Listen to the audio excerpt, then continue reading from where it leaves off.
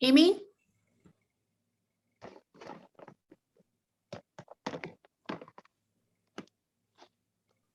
And Amy, you might be on mute if you can hear this. Yeah, hang loose. I'm trying a new tablet from work, so little different keystrokes. Amy Anderson here, Chair of the Behavioral Health Subcommittee.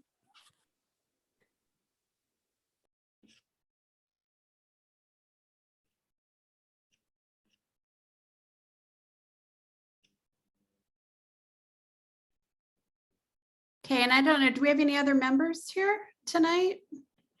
PCCEP members? If not, how about Theo? Yeah, thanks. And my name's Theo Lara. I use he, him pronouns. I'm a PCCEP staff member. I'm happy to be here.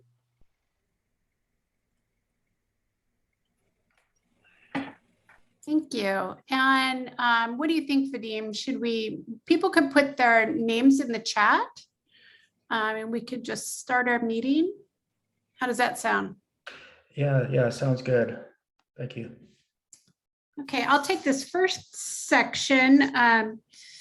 Thank you, everyone that's here tonight. I know some of us are very anxiously waiting the outcome of the mediation between the City of Portland and Department of Justice. And I know we have both Jared and Anika here, hopefully to give us a little update if possible. Do you want to start first, Jared?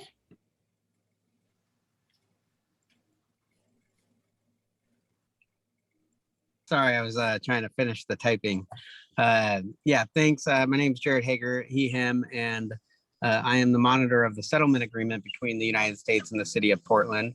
As Anne mentioned, we're currently in the middle of a mediation, which is step 4 of 5 in an enforcement process that's defined by the settlement agreement.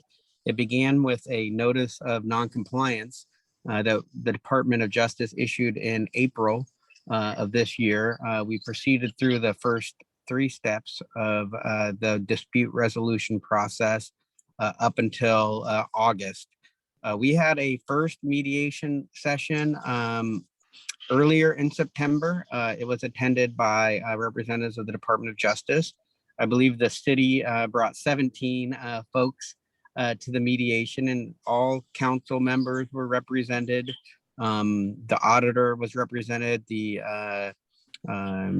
management command staff of the police bureau was present, as well as others. The union was also a part of the mediation, represented by their counsel, Anil Karaya, and several of the leadership members of the Portland Police Association. 2 amicus groups were also represented in the mediation. The Albina Ministerial Alliance Coalition for Justice and Police Reform and the Mental Health Alliance were also there. The mediation lasted all day from 9 until 5. Judge Beckerman, who is a federal magistrate judge here in the District of Oregon, was selected as our mediator, and she has her work cut out for her. The Department of Justice has requested 9 additional remedies that we intend to put to the court, whether by agreement or in a motion to enforce, which is the final step of the dispute resolution process if we can't come to an agreement. I'm happy to report that we made some progress on a couple of the remedies that we've suggested, and we've laid those out to PCCEP. I believe PCCEP voted unanimously to support the remedies that the Department of Justice is seeking in order to resolve our noncompliance. But several are still outstanding, and they're going to be a little bit trickier, including body-worn cameras and a policy or principles for a policy to govern that. A second trickier remedy is going to be a transition from the independent police review, the current accountability structure, and a new accountability structure that was referred unanimously by City Council to the voters via ballot measure, and that passed by a pretty large margin of, I think, 82 to 18%. So those are going to be tricky, primarily because there is a decent gap, I think, between preferred policies for body worn cameras on several key principles between what the United States and I think the amici would prefer and what the union might prefer. And I think there's a gap between what the United States wants in terms of a transition plan from IPR to the new oversight board and a time frame to implement the board, and what the city's willing to do. Some of that dispute, I think, is really between the city and the city. I know there's been some disagreement between the auditor and city council that has been quite public. And with respect to the new oversight board, the Department of Justice is going to need a time frame for that. And I understand from the city that they might not be willing to put a time frame or any guardrails on what the commission that has been appointed to establish the parameters of the oversight board and what they're willing to do and when they might do that. It leaves us with a issue of non-compliance in terms of accountability that is going to be necessary to resolve, I think, from the United States' perspective. That's still ongoing. We have our next mediation session scheduled for October 6th. And at that session, again, I think it's scheduled for all day. All 5 of the entities will be represented and present, at, you know, the amicus groups, the union, the city, and the Department of Justice. And, you know, my hope is that we can get further progress and hopefully all but 1 or 2 of the remedies agreed upon. Again, if there isn't a solution or an agreed upon resolution, the next step in the process would be for the United States to file a motion to enforce the agreement, alleging that the agreement was breached given the events of the summer of 2020. And we would seek the remedies through a court order.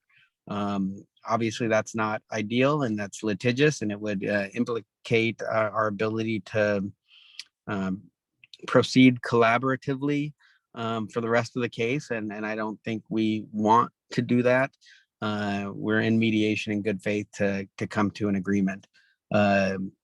The other parties within the mediation, you know, may propose additional remedies, including the city might have ideas for remedies that it might want to see out of this mediation.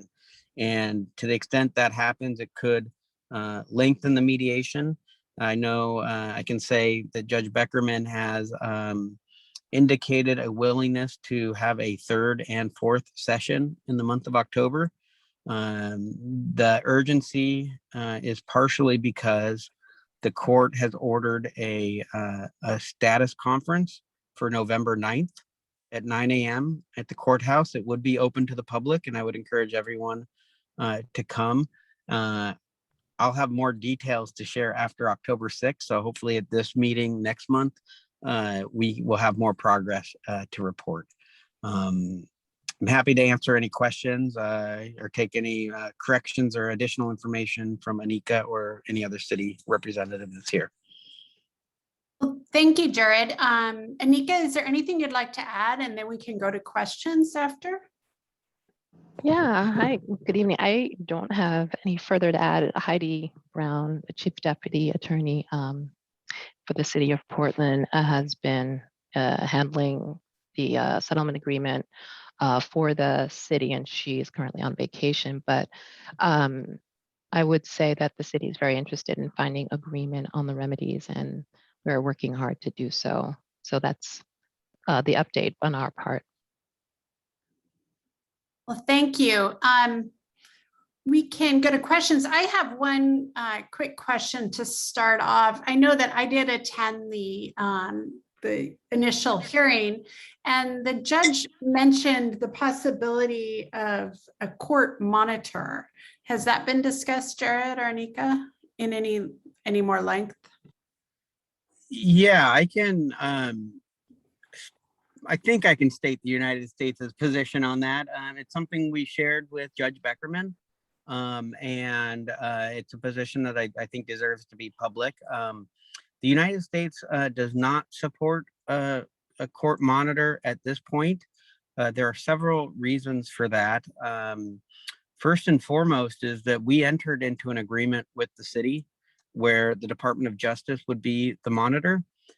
There's an expectation interest, I think, that has been created 9 years down the road that we will continue to be the monitor. That's not to say that we wouldn't support that change if the city wanted that change. My understanding is perhaps the city does not want that change. It's not for me to say, but barring a request from the city, it is not a request that the United States would make. There could be programmatic implications for our other agreements that we have across the country. We like to stay true to our word and our agreements, and we made an agreement here. It was part of a broader bargain in this case to have a settlement agreement where the United States is the monitor. Now, I know some members of the public have been disappointed with our monitoring. I could get defensive about that. I take the concerns. I appreciate the criticisms and the critiques, and I'm always happy to address those. I think I've been open with this committee, the subcommittee, and the committee more broadly that if there is a criticism with any aspect of our compliance assessment, we welcome that criticism and we welcome the opportunity to explain our assessment. We've done that with the behavioral health, it was the subcommittee for people with mental illness at the time had wanted us to reconsider our assessment of paragraph 89 and 90 with regards to the Unity Center. And we've explained that, and we have reassessed and we'll continue to reassess on a yearly or periodic basis. I do want to make the additional point that there's been equal criticism of court-appointed monitors.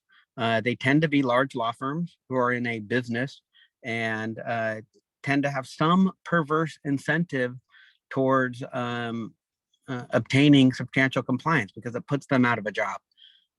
There's been several, widely circulated opinion pieces in the Washington Post and the New York Times. The Attorney General recently put out a memorandum in response to some of those criticisms that put guardrails and parameters on our use of court-appointed monitors going forward. Now that's a going forward concern. It doesn't impact this case. But at the same time, I don't think it's as easy of a solution as, get rid of the department, bring in a law firm to do the assessment, and all the problems with these types of cases go away. It's a complicated equation. Court monitors tend to be quite a bit more expensive. The city of Portland is not paying our fees, and we have every reason to be faithful to the agreement that we have with the city. So that's the extent of my defensiveness, but I do welcome any criticisms with particular paragraphs, particular assessments that we've made, and to the extent you want us to look at things differently or in addition to what we look at, we're always willing to consider those recommendations. So, I think I've made myself available to each of you on this call in multiple different settings. I've recently got to meet with Byron and Tia, and I'll continue to do that. And I know my colleague in DC, Jonas Geisler, is also willing to do that. He's a little harder to reach as a DC guy, but I'm here local and I am here to be available to you all. And that goes for the broader community too. I know we have some community members here. And with that, I hope I did answer your question, Anne. Yes, thank you. Thank you. And now, as Theo said, if you could raise your hand, I see Barb with the first question. Go ahead, Barb.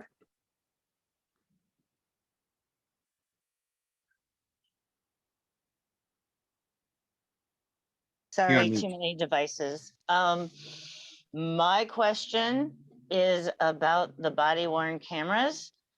And where is the DOJ relative to the PCCEP recommendations, especially around when the officers would see their own footage in terms of timeline with writing their reports? Yeah, and I can't say where our opening position is. Oh, our darn. opening, I our just said, oh, opening darn. position. What's that, Barb? Sorry, I just said, oh, darn. My bad. No, I can share. I'm willing to share our opening position. Our opening position is that in uses of force, given that the Graham v. Connor standard that was laid out by the Supreme Court in the 1980s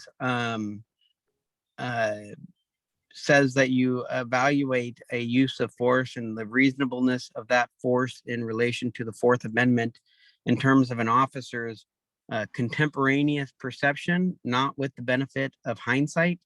We believe that in cases of force, that an officer should write their force report, which is due by the end of their shift, before they review their body worn camera footage. I know the union and some police professionals have an issue with that, fearing that it's a trap. They'll end up on a Brady list, which is an untruthfulness list, if they don't perfectly describe the event that later shows up on body worn camera footage.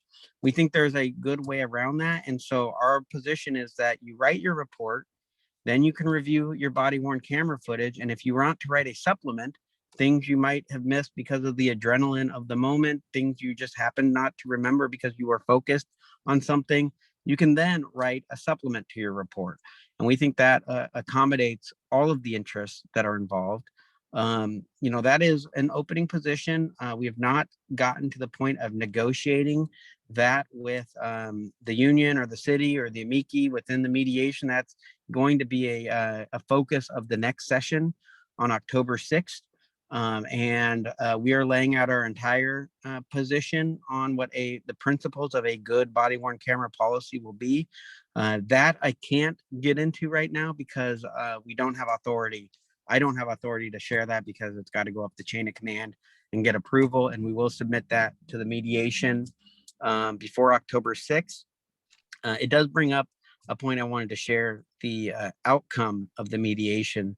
What the United States envisions, and I think the city is on board with the final product of the mediation if it's successful, what it's going to be is it's going to be reduced down to a section 11 of the settlement agreement that has 9 paragraphs or however many paragraphs that lay out the addendum of additional remedies. And so at the point where we reach agreement, there will be this section 11. It will lay out new paragraphs that we'll assess compliance with. But before the court approves that new section 11, there's going to be a fairness hearing, which is a legal requirement for settlements of this nature that affect the public interest. And just like the PCCEP amendment wasn't approved until it was shown to be fair, adequate, and reasonable, so too, this slate of additional remedies will not be approved by the court until the court deems it fair, adequate, and reasonable. And for the court to do that, there will be a fairness hearing held. So any member of the public can come forward and say, we don't agree with these remedies. They need to be additional remedies. They need to be different remedies. Or conversely, as would be my hope, we do agree with these remedies. This is a fair way to resolve the notice of noncompliance. And again, this is not the whole ball game. This is quite discreetly a way to resolve the notice of noncompliance that we issued back in April. And we've laid out, starting with the 9 that were very basic to PCCEP. What we're doing is those 9 basic remedies are now getting fleshed out into paragraphs, 185 to 194, I think, that will then be additional obligations for the city to comply with, including the city shall implement a body worn camera policy that has these principles. And so I hope that answers your question, Barb. I can't get into the other specifics of our opening position because we have not gotten authority to disclose those yet. That was quite an informative answer, Jared, and thorough. Thank you, Barb. I don't see any other hands up. Does anyone else have a question?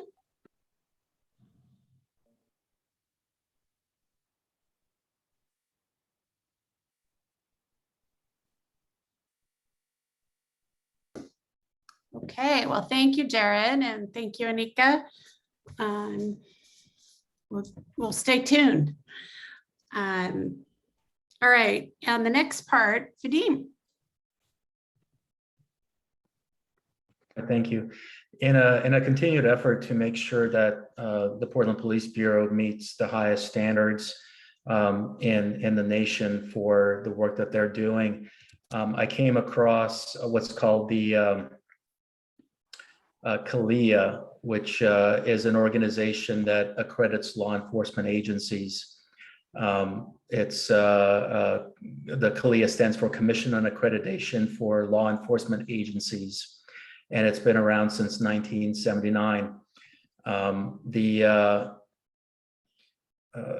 The organization reviews policies on behalf of the police and makes sure that the police meet certain standards. The commission has quite a few members in there, some of whom are police individuals. There's also a state senator in there. There's some people from Canada, some emergency contact individuals. So people from a broad spectrum who review the work and then make sure that the agency is accredited. So they look for comprehensive and uniform written directives that clearly define authority, performance, and responsibilities. They look at reports to analyze and make fact-based information, and fact-based and informed management decisions. Preparedness to address natural or man-made critical incidents, community relationship building and maintenance, independent review by subject matter experts, and continuous pursuit of excellence through annual reviews and other assessment measures. You know, one thing that certainly stands out is man-made critical incidents, which I believe the reaction to the protests over in the last year were certainly part of that. And so analyzing how PPB reacted in those circumstances would be, I assume, part of that purview. And then also community and relationship building. Is there enough that PPB is doing to build those relationships with the community? So those are kind of the highlights of what CALIA does. And there's several agencies around the country that are part of this organization and are accredited by this organization, but the Portland Police Bureau has not sought accreditation, nor obviously if it's not sought, is it accredited. And so there's a process in order to become accredited. And so as an extra measure of having a separate set of eyes on PPB, I just wanted to raise that for any public comment. If anybody has any views one way or the other, whether you think that would be useful for us in Portland at all. So let me open up that conversation at this point in time, if there's anybody that would like to comment upon that.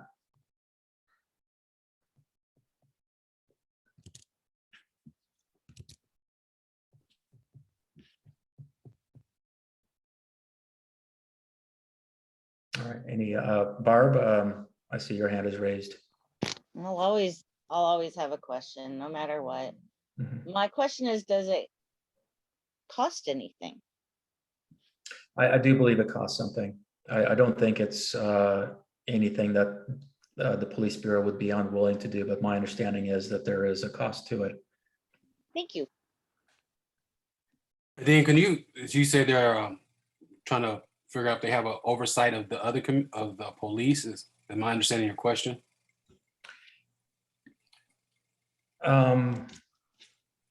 Yes, let me put up the link here in case people haven't Googled it, but exactly. So they have a board that reviews applications, and then the agency itself, along with the board, as I understand the process, reviews the policies, the training, and such things to make sure that it's meets their standards. And if they call it the gold standard in public safety. And if it doesn't meet their standards, they let them know what that standard is and what's not meeting those standards. And if it does, they get that accreditation. I think there should be some type of oversight of looking at to make sure that everybody's playing on an even playing field in a sense. Yeah, it seems that other organizations are doing this. And once again, from my purview, this is a separate set of eyes. You know, certainly we have the DOJ involved in this process internally, internal involvement. But the more eyes upon this, the better, I would think. Byron, I see your hand is raised. Yeah, so is there some way that PCEP members are having access to this? If we can be the ones to see if this is working, you know, two people, I don't know, figuring out some way to get this information back to us so we can use it to, because everything changes on a dime. So, you know, once we use something once today, tomorrow it might not work. And we don't want people to get stagnant and, you know, thinking, okay, well, since it's not working, I don't have to really pay attention to it. And that's a good point for any kind of recommendation that we might have if we look into this further. And I gotta say, I'm floating this idea without really having a lot of connection with this organization. So I guess we'd reach out to them and see what their standards would be and how long the analysis will take and if they get community input. But I would think the recommendation would be that, you know, PCEP play a role in that, provide feedback, be part of that process. I don't see anything wrong with that. All right, Anne, your hand is raised as well. Yes, I'm just kind of looking over the website. Would that work with the oversight, Portland's new oversight committee that is going, you know, the voters passed last fall that we haven't put together yet, but do you see that working with that or as like a tool to help with that? And then do you know any big departments that are using it? They're using this accreditation, LA, or, I mean, like, I don't really know anything about it. I'm just wondering why we would, I mean, I think oversight's great. I'm just trying to understand, like, does the police bureau, are they interested in this or? Those are a few of my questions, sorry. That all good questions. I don't know, do we have any police bureau people here? I don't see any. No. Well, that's a question worth asking, but so I just looked at the California agencies that are part of this. So we have the California Highway Patrol, Oakland is in there, Bay Area, well, that's BART. Several police departments, Burbank Police Department, Sacramento Police or West Sacramento Police Department. So it looks like 9 police departments in California, as well as Highway Patrol, several universities, California State University. In Oregon, I think it's just Washington County, if I remember. Let me look that up real quick. Well, did you see what Stephanie put? She said Corvallis and Oregon City. So in the chat, I don't know if you saw that. That's interesting. And there might be another licensing agency like this one as well that might do it. For just a search for Oregon, I see Washington County Sheriff's Office in Hillsborough, but there might be something parallel to that going on here. Let me just do another big jurisdiction or search for another big jurisdiction, New York, and see what comes up there. So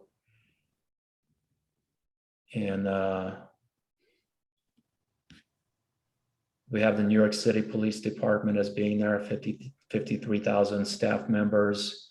Syracuse Police, so 5 police departments. And then also likewise some municipal agencies and then some sheriff's offices as well. Yeah, so the biggest one seems to be the New York Police Department. The other ones are much smaller. Syracuse is the next biggest one with only 540 members. And then, yeah, I would assume we can reach out to the police bureau and see if they've tried in the past or thought about it. I do not know. Anything I missed, Anne, from your questions? I wonder if the Portland Police Bureau would be interested in it. And then the other question is, how would that align with, some of the oversight, community oversight groups, like, yeah, Thank you. how would that work?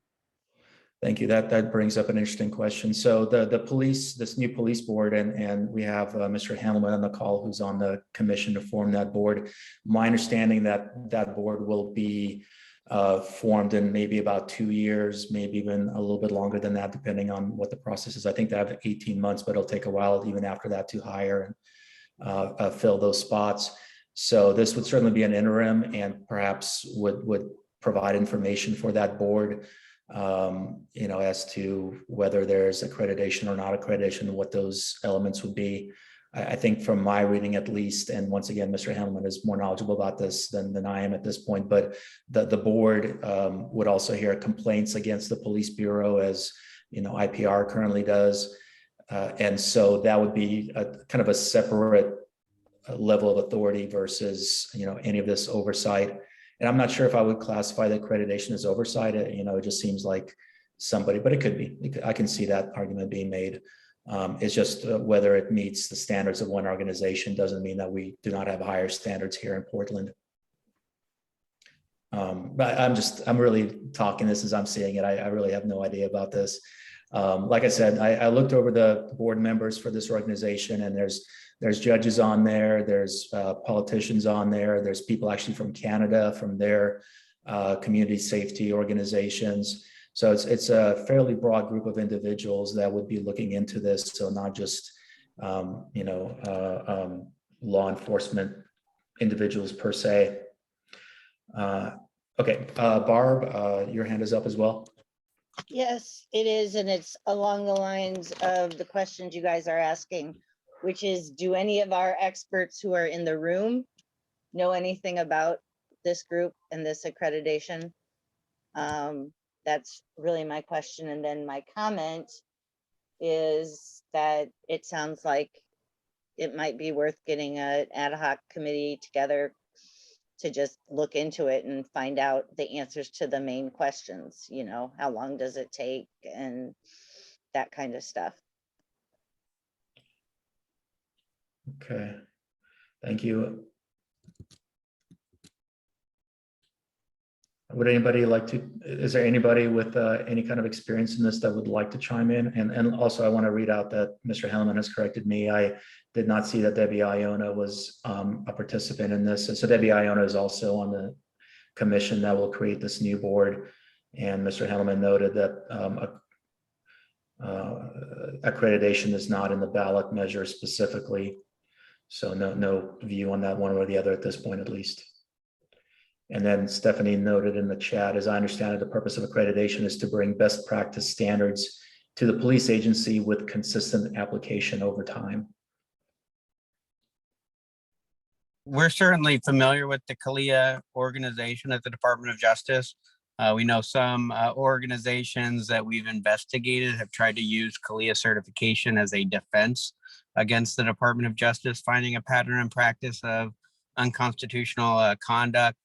Those defenses have been unsuccessful against us, but that's not to, comment one way or another on CALIA certification. If this committee wants to explore that as a recommendation for the police bureau, we would be neutral on that.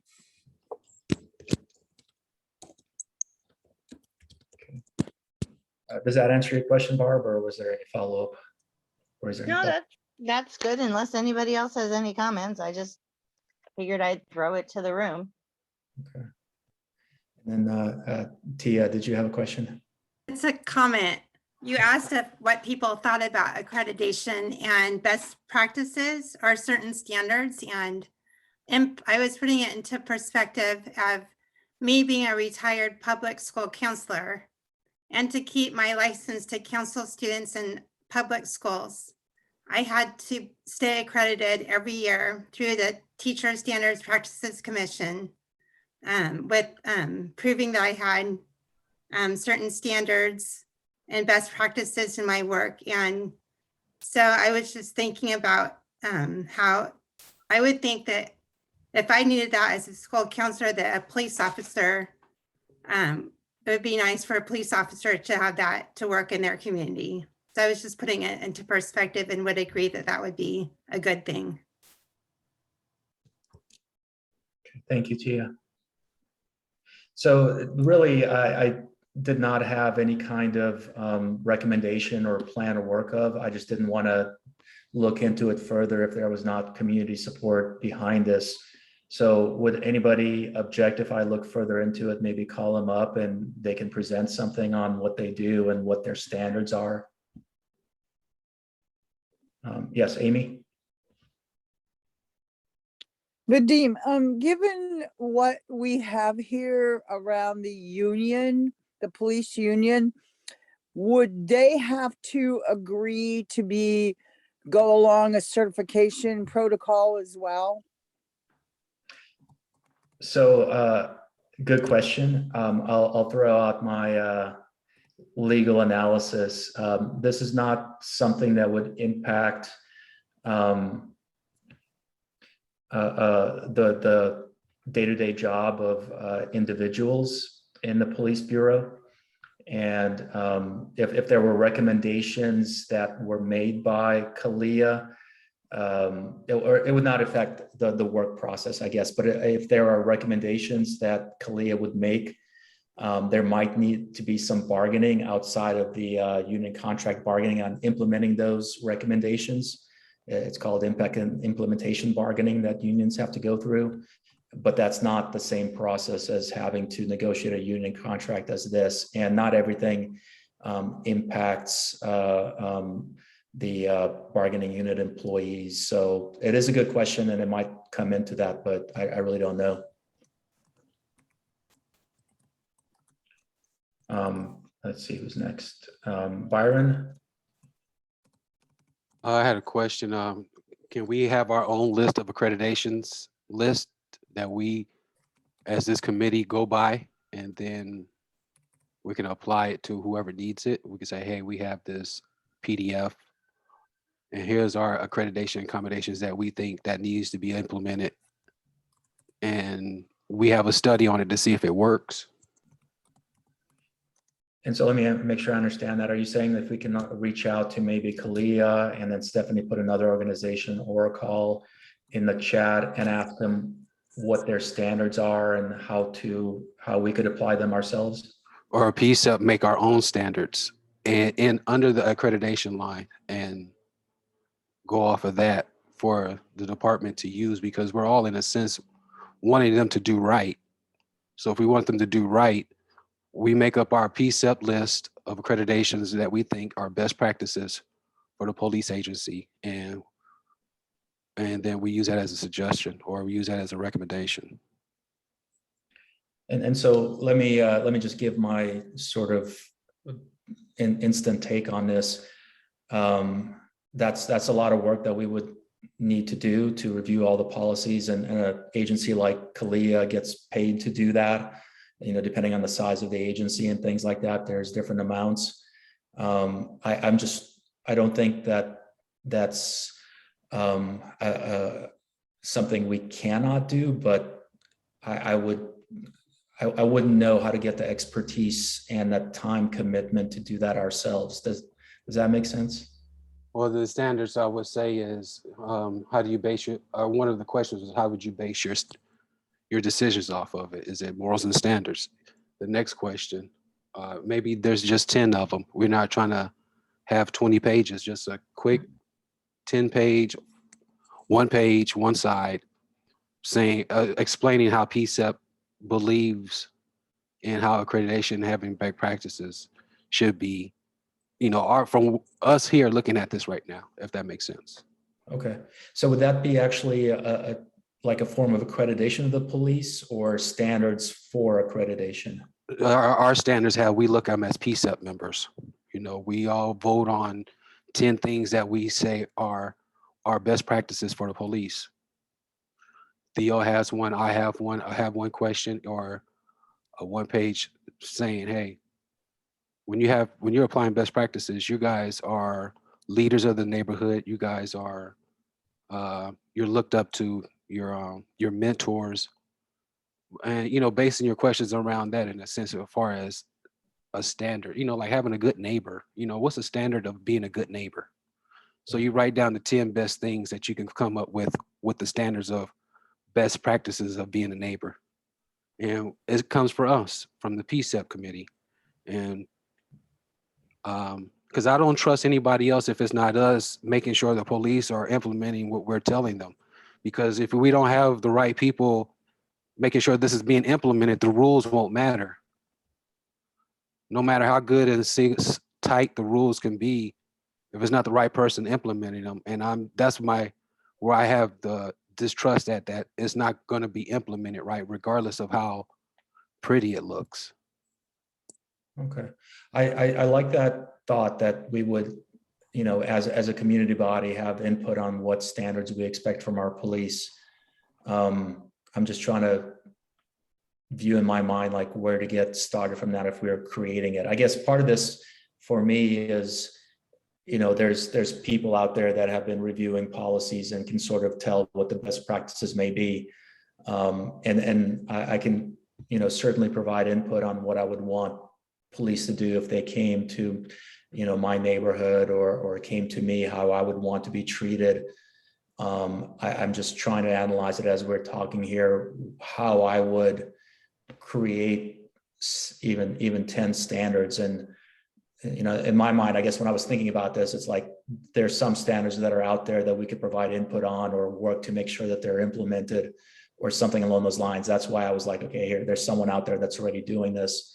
And if we're missing something, they might know what we're missing, versus us sort of creating that. And I guess that's the balance I'm trying to play, us creating those standards or us having people come in and then work with them on what those standards would be.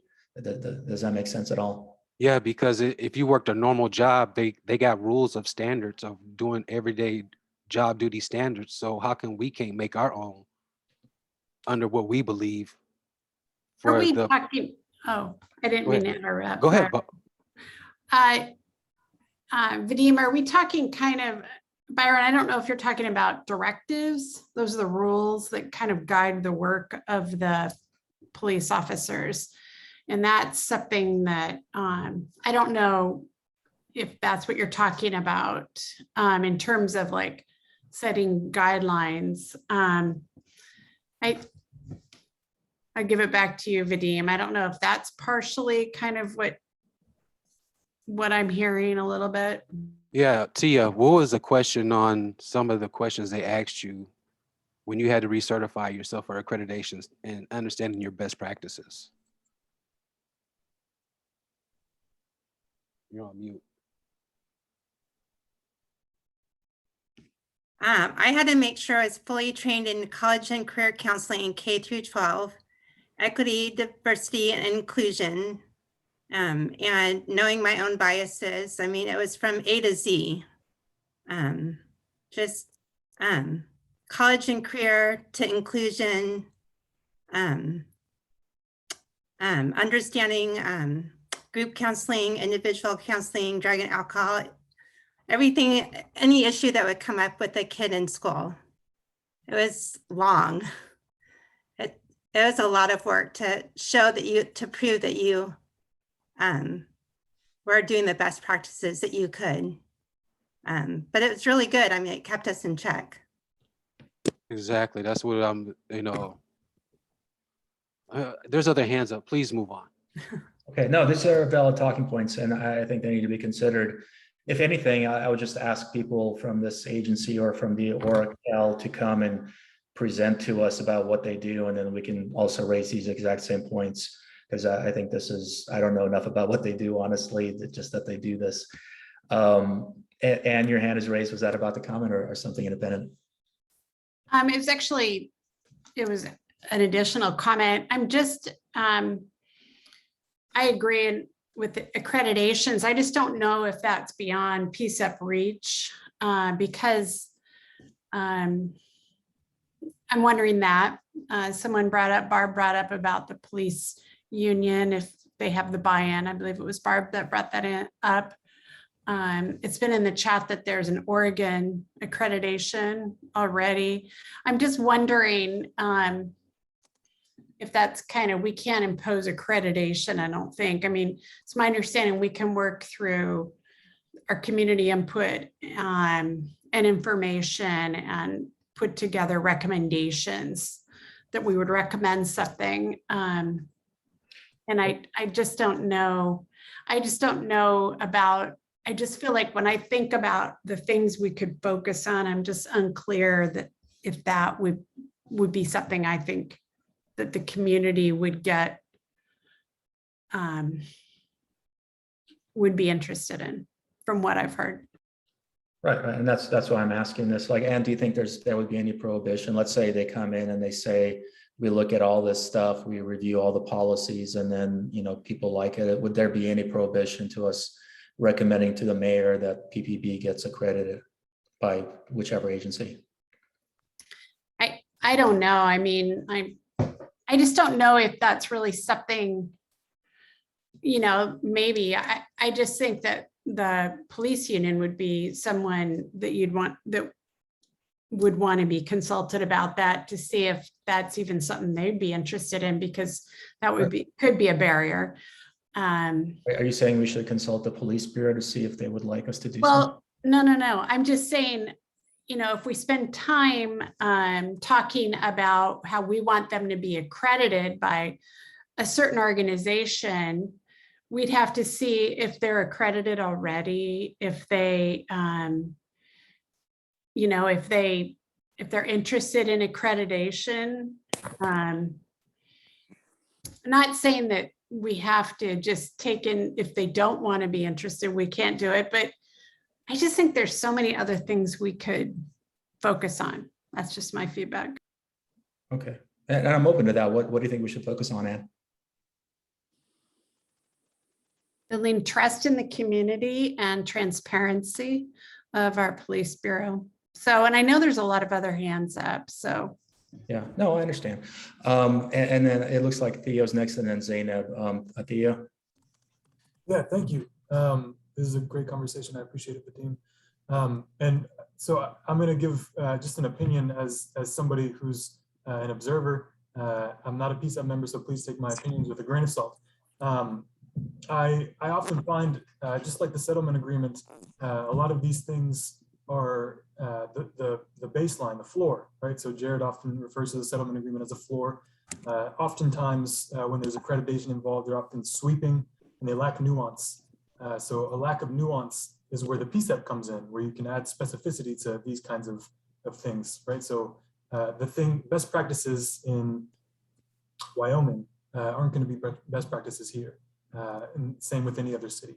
So I would try to ensure that whatever the accreditation or whatever the thing that they was going to adopt, a recommendation was going to be proposed, that it would give deference to whatever's most rigorous, and that would probably usually be PCCEP or PCCEP recommendation. I would ensure that that was going to be the case, because we wouldn't want it to be in a place where PPB uses accreditation as a shield.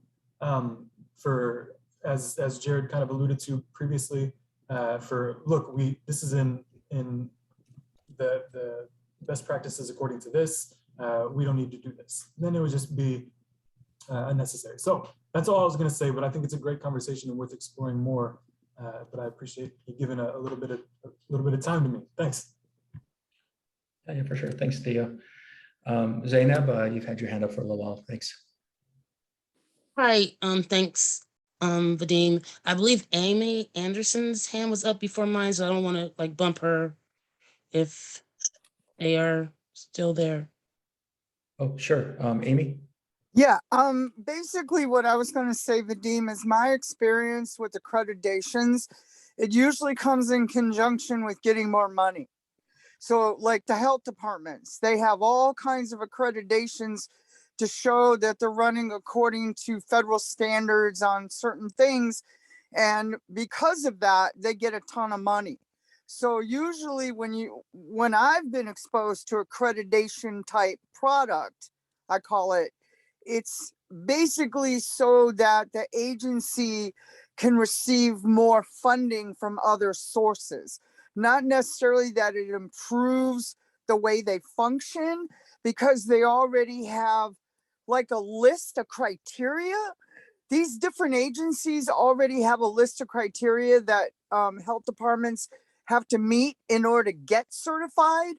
And so I don't know that there's an accreditation for improving police behavior or how they act. That would, I see would come in the training piece. So just in my experience, accreditation was connected to agencies that wanted more money from other departments. So that was just kind of my hitch on things. Thanks. All right, I was on mute. Thanks, Amy. And Zainab? Yeah, and thanks, Amy, because yeah, I was thinking a lot through this conversation, and thanks for the dialogue. The question, I guess I was going to, the question is, what do we expect any differences in any of the issues that we're currently dealing with or have been dealing with? And is accreditation going to make those like changes? And I don't see that happening. And so to echo what Amy was saying, and I don't think there's anything wrong with having standards. I feel like that's what PCCEP was established to be able to infuse. The entire settlement agreement, I think, is about having standards. And the thing is, while you discuss there could be a cost to it, there's also other Oregon departments of law enforcement who have or who are currently using CALEA. CALEA has been around since 1979, so I'm not sure why we're talking about it today in 2021. And if it is the case, Vadim and PCCEP, if we're looking to this, how will it be monitored? Who's going to monitor it? Who's going to be responsible for that? And then on top of responsibility for that, how will it be implemented, and how will we know that it's implemented throughout the entire system? One of the things I'm being part of this PCCEP process for almost 2 years and just coming back, hearing some of the same things, it sounds like this will be another quote unquote recommendation that may just go silent. And so how do we ensure that if we were to look at helping and supporting the department to get certification, how will it actually make, or how can we use this accreditation to monitor any type of measurements or outcomes that come out of this, or what we're looking to come out of this? So that's the biggest issue I have.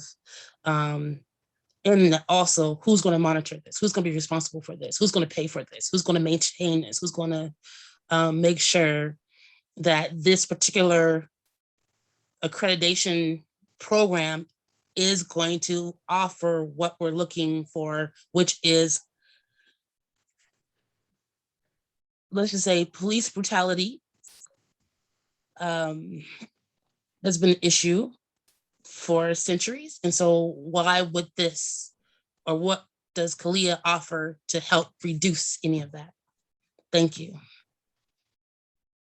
Yeah, those are great questions, Zainab. I think it kind of ties in with what Byron said. If there were to be an accreditation program, I would certainly hope that there be a community body like PCCEP or the new board down the road that would, kind of work with that and focus the standards and relate to the needs of Portland versus, completely being outside of that.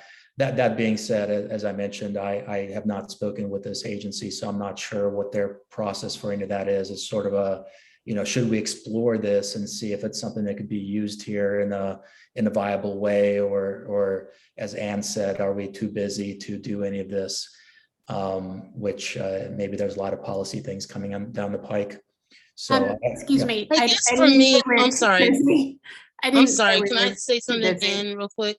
Yeah, because I was gonna say I didn't hear you say that either, and I don't want to.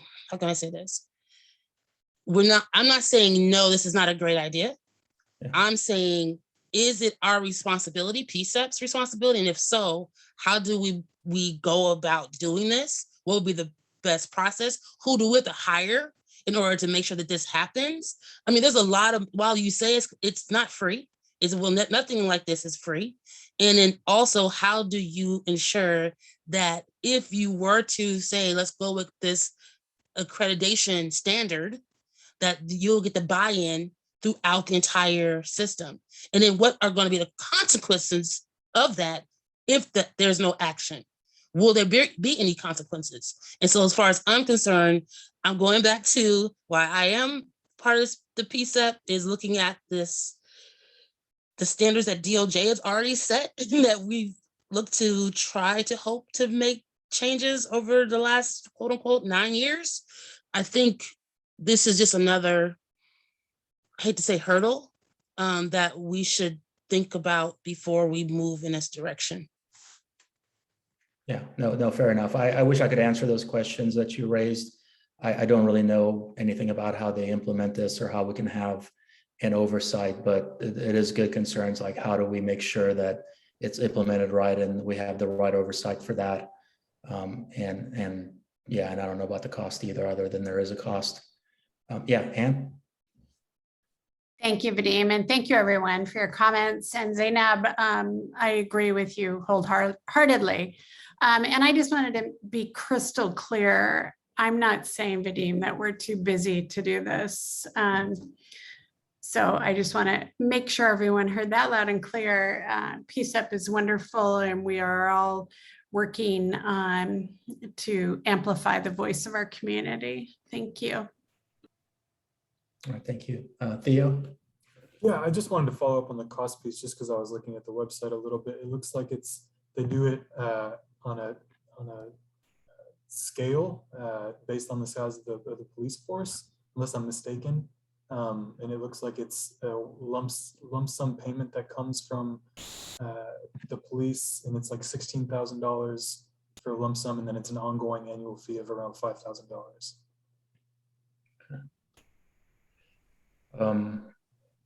Yeah, so what I'm hearing right now is that there's a reluctance to pursue any, from PCCEP members at least, reluctance to pursue this any further. I just want to leave the floor open to any community members that if there's any input. Barb had something else to say, I think. So she wanted the last word on this, but I'm not going to pursue it if other PCCEP members don't think this is a good use of time. So Barb, do you want to conclude for us? Oh, I had public comment at the end of the meeting, not on this topic per se, getting the last word in. Huh, me. And that is the last word. So we'll move on. I'm not going to pursue this any further, but thank you everybody for your input on this. I thought it was an interesting idea, but I certainly want to get the buy-in if I'm going to start making calls about this. So thank you, everybody. Anne? Thank you, Vadim. And thank you, everyone. We initially were going to talk about directives, but as we've discussed, they list them on the 15th and 30th, and we had agreed to kind of focus our energy on ones that were relative to the DOJ settlement. And I did speak with Ashley at the directives department. I don't think I said that correctly. And there's nothing right now. So we don't have anything to discuss on that at this meeting. We will, she said, at our next meeting next month. And we will put those on our website, and we'll attach them to our agenda 2 weeks in advance of our meeting for next time. So the only other thing I had was to remind people about our next meeting, our next full PCCEP meeting on September 28th at 5 o'clock.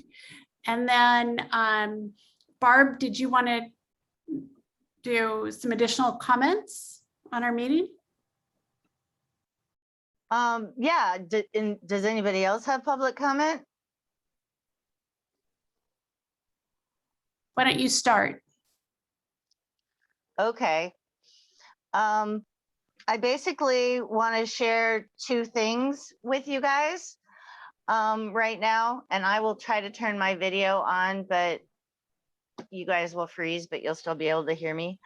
The first of which is that at City Council last week, both Tuesday and Thursday, there were work sessions that were pretty interesting. The Tuesday one was on behavioral health, and the Thursday one was on public safety. And today at the City Council, the CRC gave their recommendations for the crowd control from their big report. And I kind of recommend other people look into a couple of these other advisory type groups. TAC, the Training Advisory Council, is real active. And the Citizen Review Council, or whatever it is, CRC, also, they put out some really good reports. And I'll also say that there's other organizations that do that too, like the League of Women Voters. So thank you for that. My second comment is about something that I witnessed, and it's definitely something that I'm going to bring to the Behavioral Health Subcommittee. But since there's time here, I kind of wanted to throw it out there. That I witnessed somebody being arrested last week, and I'm not 100% sure what he did, but his actions were scary. He wanted to keep hitting his head on this pole, basically. And just, I couldn't tell if he was really psychotic or if he was acting, or exactly what was going on. But it got me thinking that even though the enhanced crisis intervention team, the ECIT folks, are called out for mental health and behavioral health calls, that a lot more could be done trying to de-escalate and work with people that are continually arrested, and it puts them back into this same trauma PTSD place. And it just makes it more difficult on everyone. And I'm pretty sure that they chemically sedated him, which sometimes I understand that needs to happen. It just was, it was an interesting sight to see, I guess. Yeah, that's what I have to say on that. As a community member, just throwing that out there. Thank you for sharing that. I'm sorry that that happened. I don't think Mary Claire's on the call, but I did want to mention the CRC. We have a statement of support that PCCEP reviewed last month at our full board meeting, and we're going to be voting on it at our next meeting. And it's in support of the report that was presented to City Council today. Is Mary Claire here? Mary Claire is not, but it looks like Amy has a comment, as well as Dan Handelman. Yes. Okay, Amy? Yeah, going along with what Barb said, given that I work with the entire population now that's coming out of the Oregon State Hospital under the Aid and Assist program, a lot of these folks that we're working with in the streets definitely do not belong back on the streets, but parole and probation have first priority.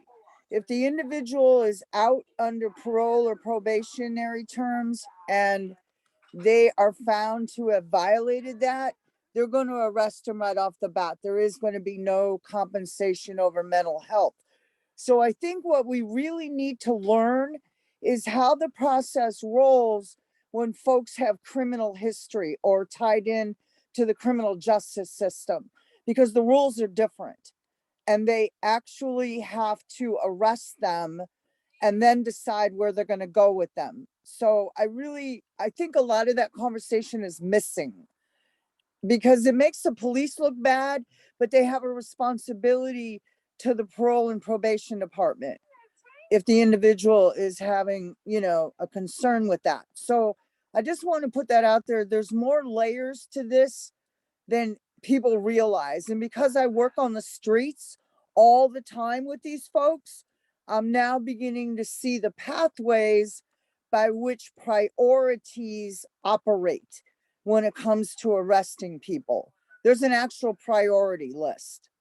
So I think maybe it would behoove us to learn that, or learn from the police how they manage a call.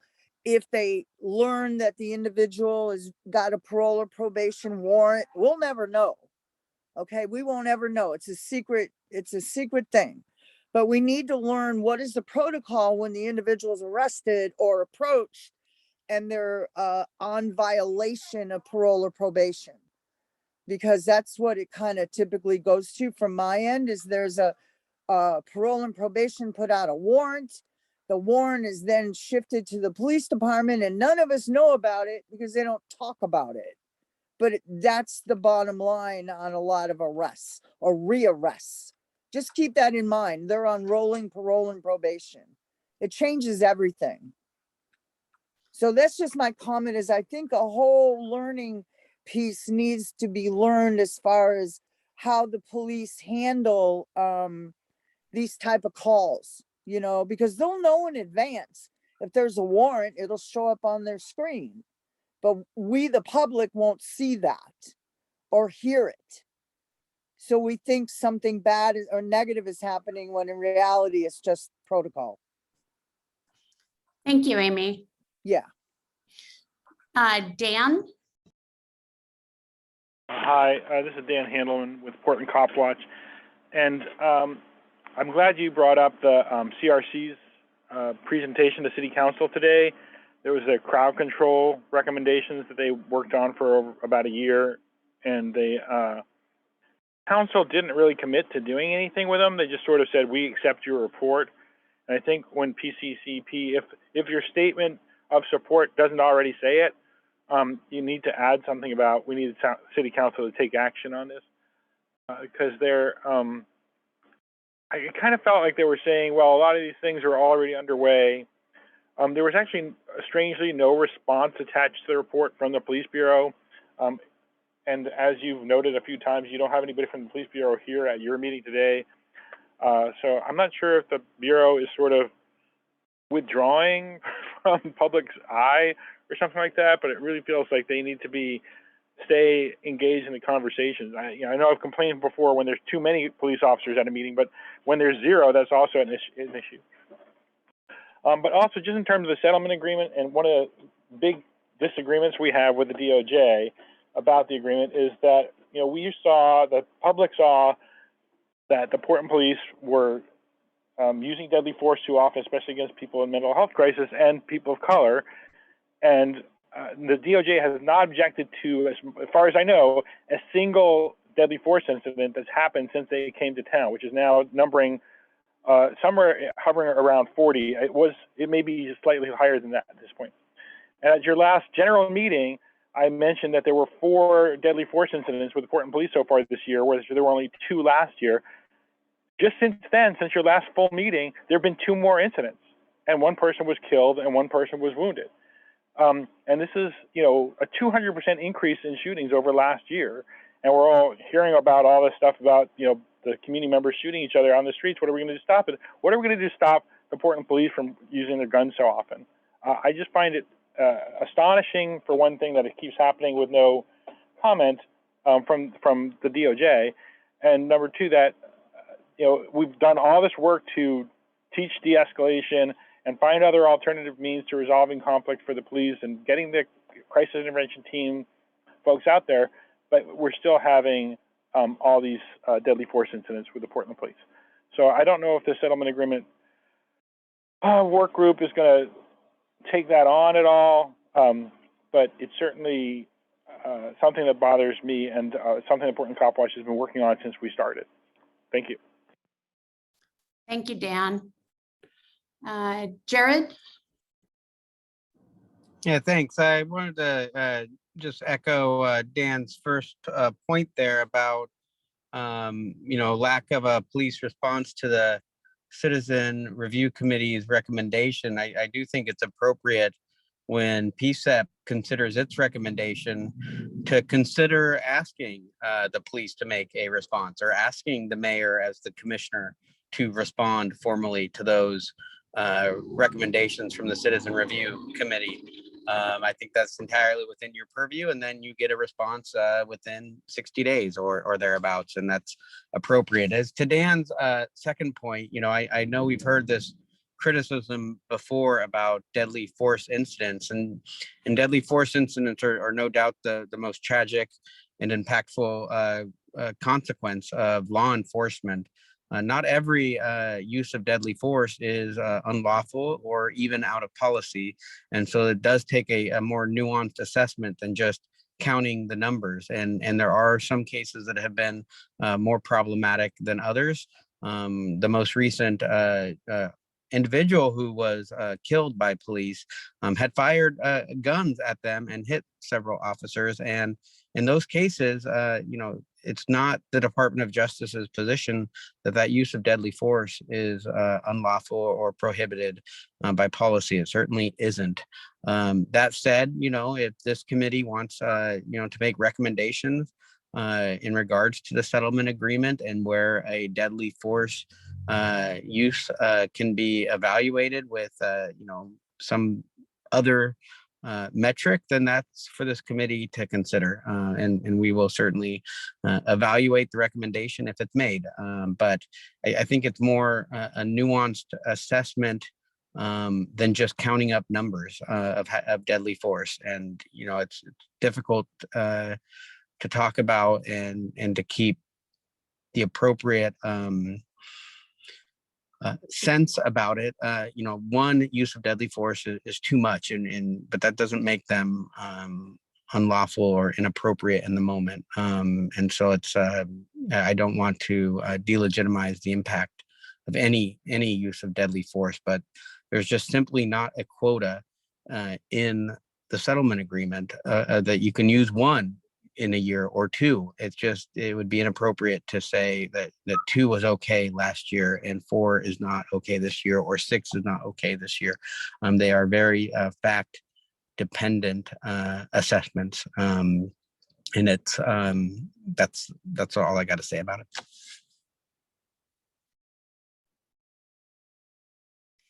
Okay, thank you. Amy, is that a new hand up?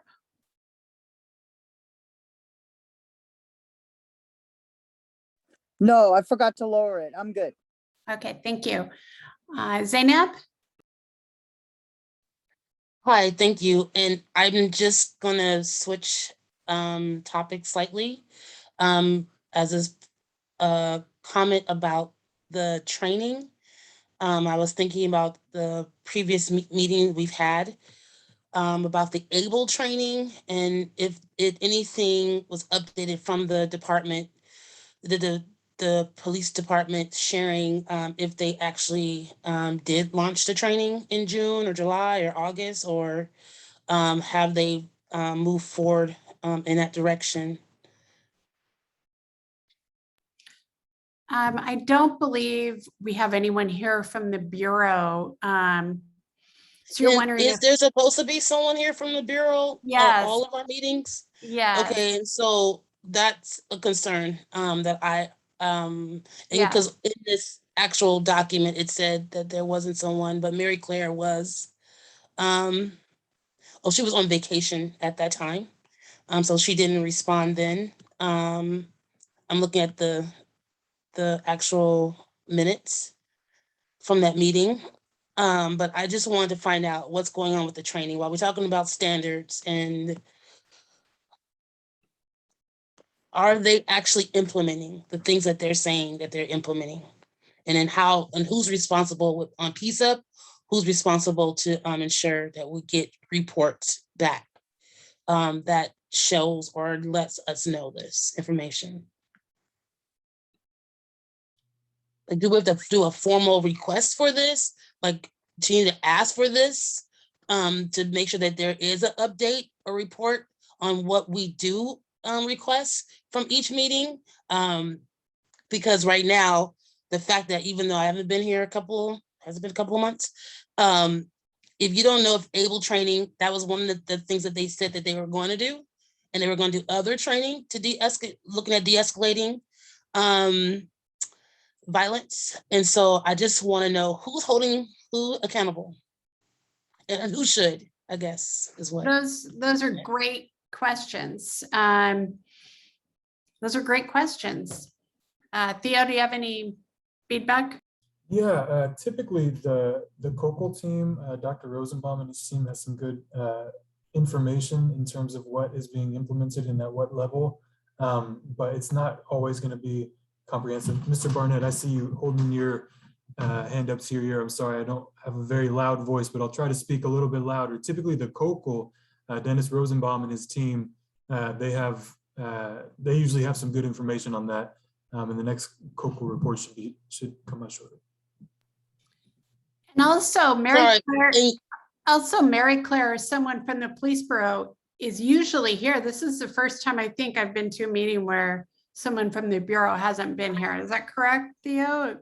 Is she do we need to reach out to them? They've been here for a lot of meetings. I think it may be just the schedule change for this meeting because in observance of the Jewish holiday. So I think it's just that, but you're right, Mary Claire shows up at almost every meeting. She's on par with Barb's record. And so I guess the question was really asking who on PCCEP is monitoring when we do, like, for instance, make recommendations and getting follow-up. And when we do ask for more details or updates, who's responsible for ensuring that we get those updates in a timely fashion? Because one of the things that I asked back in, I'm going back to that meeting, information, I think it was in May, is when are they going to do the training? And they were like, oh, it's going to happen in the summer. They didn't have a specific date. And even though I feel like they should have had some more specifics, who will be looking to take on this type of, I guess, follow-up on actions? Yeah, in terms of responses to recommendations, that's PCCEP staff who follows up and tries to get the mayor's office and the bureau to follow up in a timely fashion. That's for the recommendations, but in regards to, this was not a recommendation, it was something that they said was going to happen based on the settlement agreement, the responses. And so is it Heidi Brown? Is it who should be come back and giving us an update?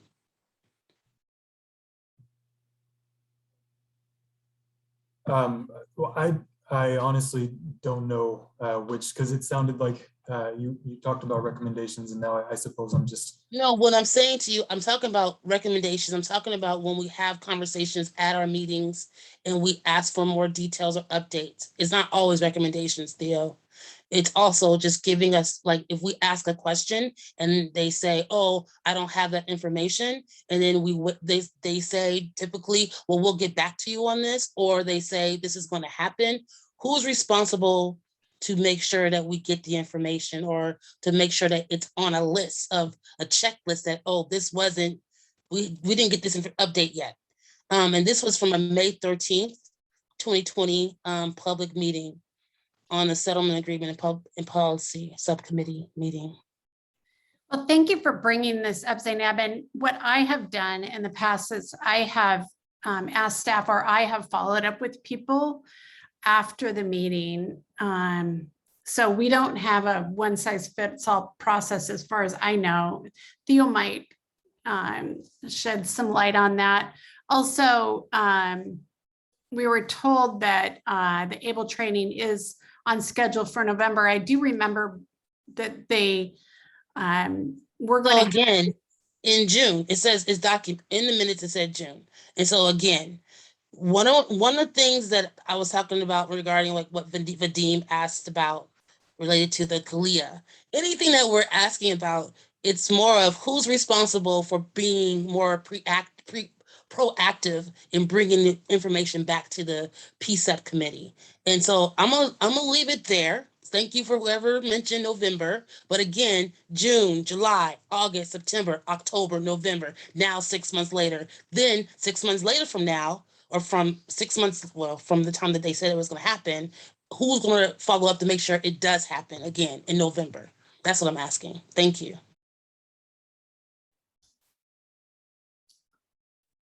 Okay. Is there any other comments? Anybody else? Barb, is that a new hand? Oh, yeah. It is a new hand. Zainab, I totally agree with you as far as the follow-up goes. And from what I've been watching, we've been trying to get staff to basically make a chart so that we know where stuff is, but that hasn't really happened. A spreadsheet type thing. But what I will say, which is positive, that we heard, what do I want to say? The recommendation about a letter of condolence that both the Behavioral Health Subcommittee and the Racial Equity Subcommittee worked on that were accepted. Judith said at the steering committee that she got word back from, I think his name is Robert Taylor, and I think he's like the head law person for the city now that what's her name retired, but that he was actually gonna take on like the responsibility of bugging the mayor about that kind of thing, which I thought sounds promising. Zainab, I can't say that it's really gonna happen, but yeah, and I'm just gonna say it, I was gonna write it. Mary Claire is a black hole. Okay, sorry. Thank you, Barb. I want to say this, and I'm like thinking, Zainab, you've come back 2 months and you're already feeling the same. I had to step away.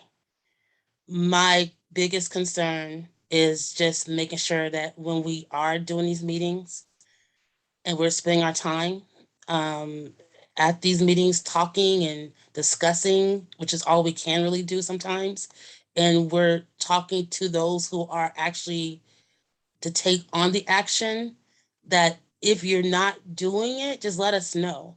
Or, you know what I'm saying, follow up on it. Let us know what's happening.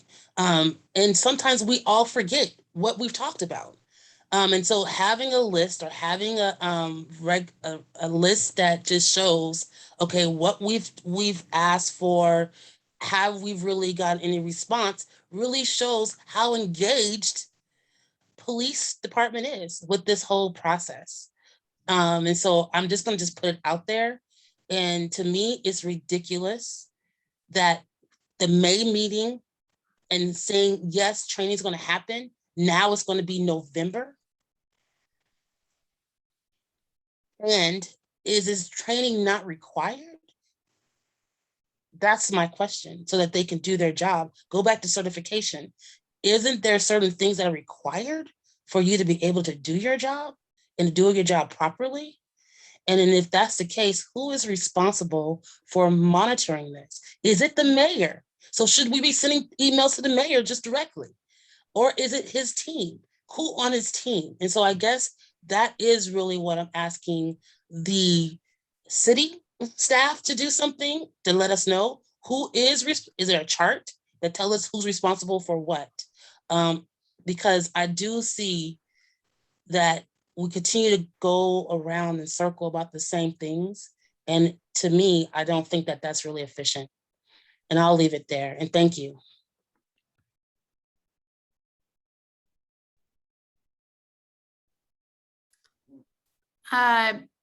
Barbara, do you have your hand up? Yeah. I do. I just wanted to say that I think Sean Campbell, who is the chair of the Training Advisory Council, is a really great resource. And I think the questions she's asking are totally legitimate and you need answers, but he's the person that I think has the biggest view of what is happening and what's been delayed and what's going on. And so at some time, at some of your meetings, you might want to have him come or have staff take those questions directly to him. The League of Women Voters is really focused on how can we change the culture within the department, and we see that as not an easy task. And so we're not saying we have answers at this point, but I do understand that the ABLE program, the Duty to Intervene, that has good leadership and that training is underway. And so I don't think that's been delayed. I think it's in process. And so I think that you're right. You need good answers to what's happening and what's not happening, what's been delayed, what's of poor quality, and what's being evaluated and what those evaluations say. So I really am very supportive of the recommendations that the PCCEP has made in the past. And I think you're doing a quality job on vetting your recommendations, and you are a voice of the community, and that's a really important thing for us to have. And so I'm really pleased that this Community Involvement Committee has made a lot of progress from where we were 5 years ago. So I just want to commend you for that. And the League of Women Voters is really supportive of your work. Thank you, Barbara. And we can ask Sean to come and speak and give us an update at our next settlement and policy subcommittee. He is he's also a volunteer, and so I would be happy.